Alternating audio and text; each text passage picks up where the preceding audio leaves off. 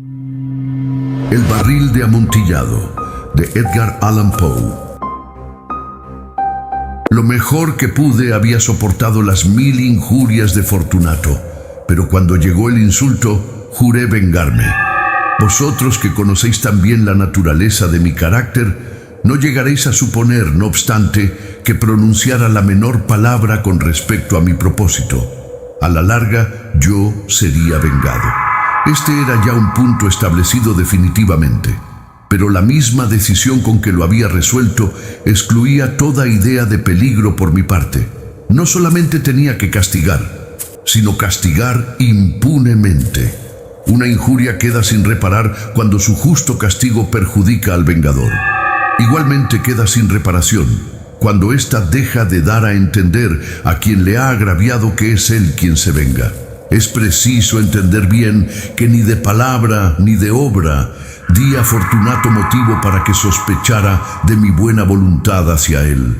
Continué, como de costumbre, sonriendo en su presencia, y él no podía advertir que mi sonrisa entonces tenía como origen en mí la de arrebatarle la vida. Aquel Fortunato tenía un punto débil, aunque en otros aspectos era un hombre digno de toda consideración y aún de ser temido. Se enorgullecía siempre de ser un entendido en vinos.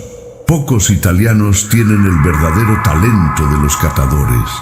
En la mayoría, su entusiasmo se adapta con frecuencia a lo que el tiempo y la ocasión requieren, con objeto de dedicarse a engañar a los millionaires ingleses y austríacos.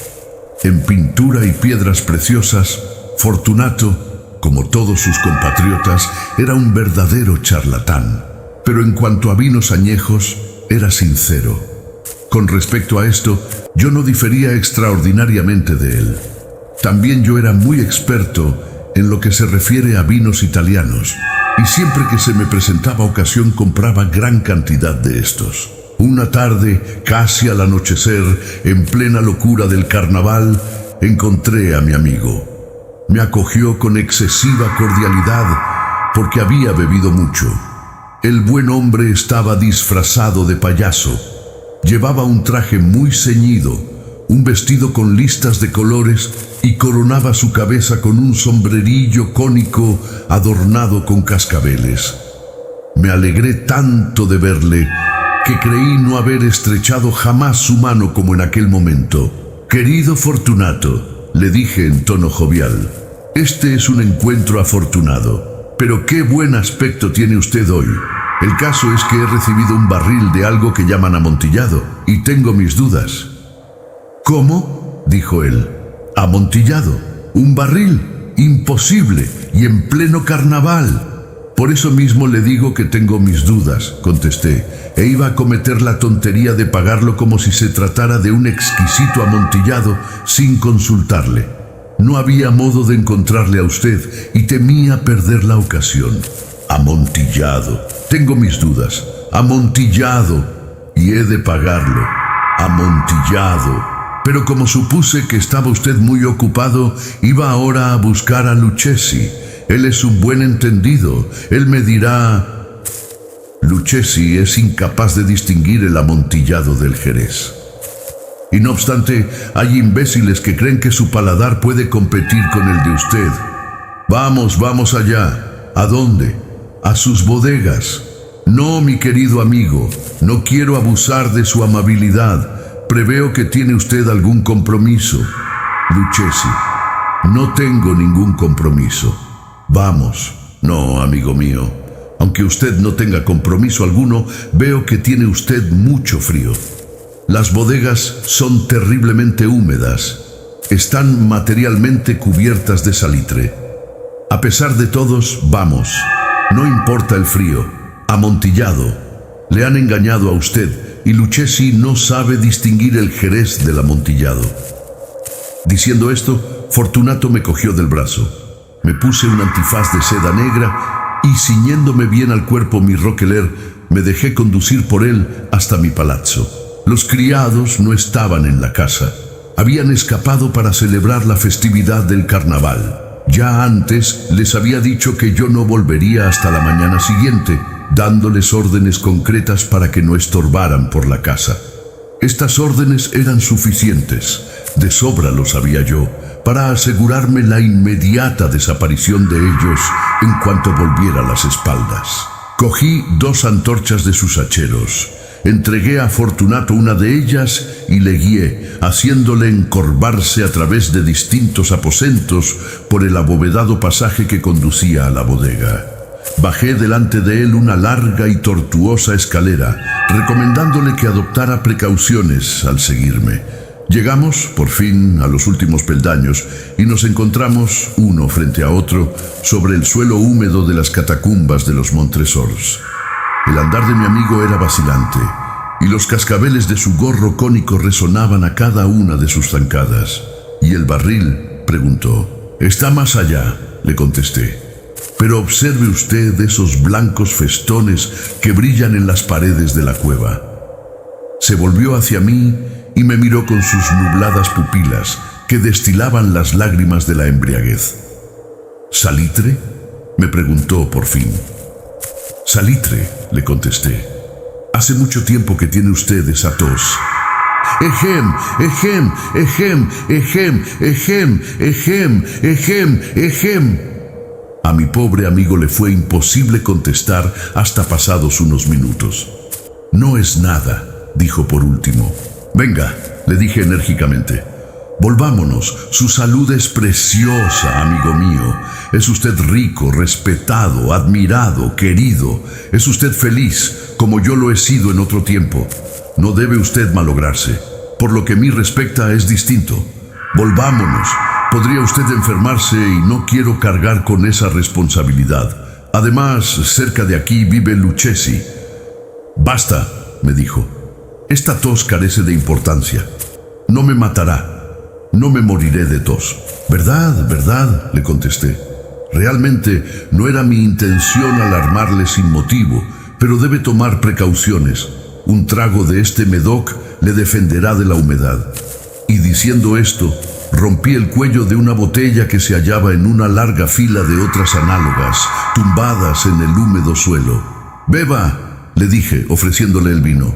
Se llevó la botella a los labios, mirándome de soslayo. Hizo una pausa y me saludó con familiaridad. Los cascabeles sonaron. «Bebo», dijo, «a la salud de los enterrados que descansan en torno nuestro, y yo por la larga vida de usted». De nuevo me cogió de mi brazo y continuamos nuestro camino. «Esas cuevas», me dijo, «son muy vastas». «Los Montresors», le contesté. Era una grande y numerosa familia. He olvidado cuáles eran sus armas. Un gran pie de oro en campo de azur. El pie aplasta a una serpiente rampante cuyos dientes se clavan en el talón. ¿Y cuál es la divisa? «Nemo me impune la cecit». «Muy bien», dijo.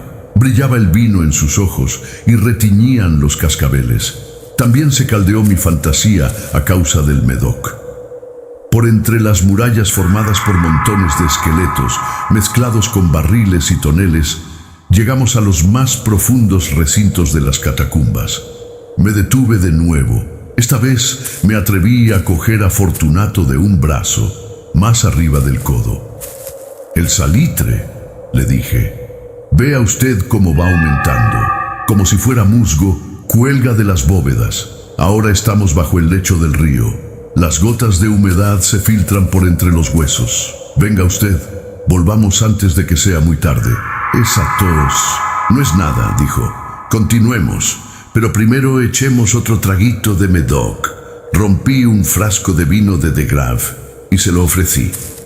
Lo vació de un trago. Sus ojos llamearon con ardiente fuego. Se echó a reír y tiró la botella al aire con un ademán que no pude comprender. Le miré sorprendido. Él repitió el movimiento, un movimiento grotesco. «¿No comprende usted?», preguntó. «No», le contesté. «Entonces, ¿no es usted de la hermandad?». «¿Cómo? ¿No pertenece usted a la masonería?». «Sí, sí», dije. «Sí, sí». «¿Usted? Imposible». «¿Un masón?». «Un masón», repliqué. «A ver, un signo», dijo. Le contesté sacando de debajo de mi roqueler una paleta de albañil. Usted bromea, dijo, retrocediendo unos pasos. Pero en fin, vamos por el amontillado. Bien, dije, guardando la herramienta bajo la capa y ofreciéndole de nuevo mi brazo. Se apoyó pesadamente en él y seguimos nuestro camino en busca del amontillado.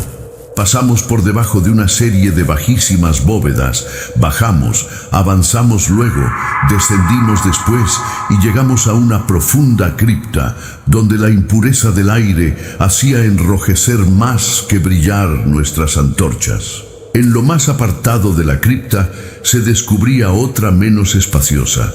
En sus paredes habían sido alineados restos humanos, de los que se amontonaban en la cueva de encima de nosotros, tal como en las grandes catacumbas de París. 3 lados de aquella cripta interior estaban también adornados del mismo modo. Del cuarto habían sido retirados los huesos y yacían esparcidos por el suelo, formando en un rincón un montón de cierta altura. Dentro de la pared, que había quedado así descubierta por el desprendimiento de los huesos, se veía todavía otro recinto interior, de unos 4 pies de profundidad y 3 de anchura, y con una altura de 6 o 7. No parecía haber sido construido para un uso determinado, sino que formaba sencillamente un hueco entre 2 de los enormes pilares que servían de apoyo a la bóveda de las catacumbas, y se apoyaba en una de las paredes de granito macizo que las circundaban. En vano, Fortunato, levantando su antorcha casi consumida, trataba de penetrar la profundidad de aquel recinto. La débil luz nos impedía distinguir el fondo. «Adelántese», le dije. «Ahí está el amontillado. Si aquí estuviera Lucchesi». «Es un ignorante», interrumpió mi amigo, avanzando con inseguro paso y seguido inmediatamente por mí. En un momento llegó al fondo del nicho, y al hallar interrumpido su paso por la roca, se detuvo atónito y perplejo. Un momento después, había yo conseguido encadenarlo al granito. Había en su superficie 2 argollas de hierro, separadas horizontalmente una de otra por unos 2 pies. Rodear su cintura con los eslabones para sujetarlo fue cuestión de pocos segundos. Estaba demasiado aturdido para ofrecerme resistencia. Saqué la llave y retrocedí, saliendo del recinto. «Pase usted la mano por la pared», le dije, «y no podrá menos que sentir el salitre. Está en efecto muy húmeda. Permítame que le ruegue que regrese». «¿No? Entonces no me queda más remedio que abandonarlo, pero debo antes prestarle algunos cuidados que están en mi mano». «¡El amontillado!», exclamó mi amigo, que no había salido aún de su asombro. «Cierto», repliqué, «el amontillado». Y diciendo estas palabras, me atareé en aquel montón de huesos a que antes he aludido. Apartándolos a un lado, no tardé en dejar al descubierto cierta cantidad de piedra de construcción y mortero. Con estos materiales y la ayuda de mi paleta, empecé activamente a tapar la entrada del nicho. Apenas había colocado al primer trozo de mi obra de albañilería cuando me di cuenta de que la embriaguez de Fortunato se había disipado en gran parte. El primer indicio que tuve de ello fue un gemido apagado que salió de la profundidad del recinto. No era ya el grito de un hombre embriagado. Se produjo luego un largo y obstinado silencio. Encima de la primera hilada coloqué la segunda, la tercera y la cuarta, y oí entonces las furiosas sacudidas de la cadena. El ruido se prolongó unos minutos, durante los cuales, para deleitarme con él, interrumpí mi tarea y me senté en cuclillas sobre los huesos. Cuando se apaciguó por fin aquel rechinamiento, cogí de nuevo la paleta y acabé sin interrupción las quinta, sexta y séptima hiladas. La pared se hallaba entonces a la altura de mi pecho. De nuevo me detuve y, levantando la antorcha por encima de la obra que había ejecutado, dirigí la luz sobre la figura que se hallaba en el interior. Una serie de fuertes y agudos gritos salió de repente de la garganta del hombre encadenado, como si quisiera rechazarme con violencia hacia atrás. Durante un momento vacilé y me estremecí. Saqué mi espada y empecé a tirar estocadas por el interior del nicho, pero un momento de reflexión bastó para tranquilizarme. Puse la mano sobre la maciza pared de piedra y respiré satisfecho. Volví a acercarme a la pared y contesté entonces a los gritos de quien clamaba. Los repetí, los acompañé y los vencí en extensión y fuerza. Así lo hice y el que gritaba acabó por callarse.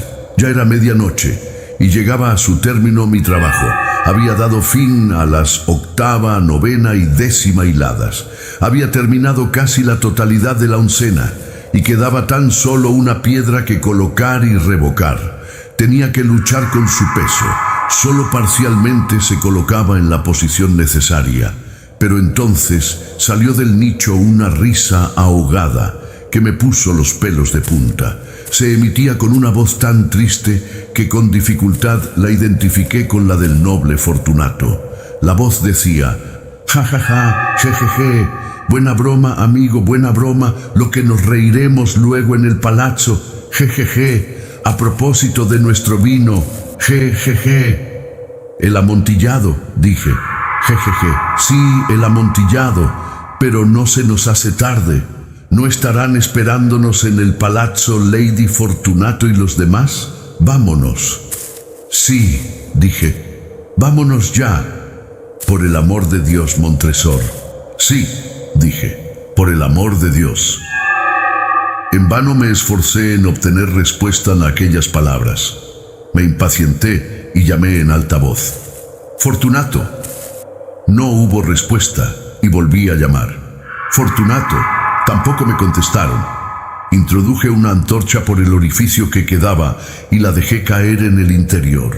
Me contestó solo un cascabeleo. Sentía una presión en el corazón, sin duda causada por la humedad de las catacumbas. Me apresuré a terminar mi trabajo. Con muchos esfuerzos coloqué en su sitio la última piedra y la cubrí con argamasa. Volví a levantar la antigua muralla de huesos contra la nueva pared. Durante medio siglo, nadie los ha tocado. In pace requiescat. Fin. No olvides darle like, dejar tu comentario, suscribirte al canal y activar la campanita. Nos vemos en la próxima narración.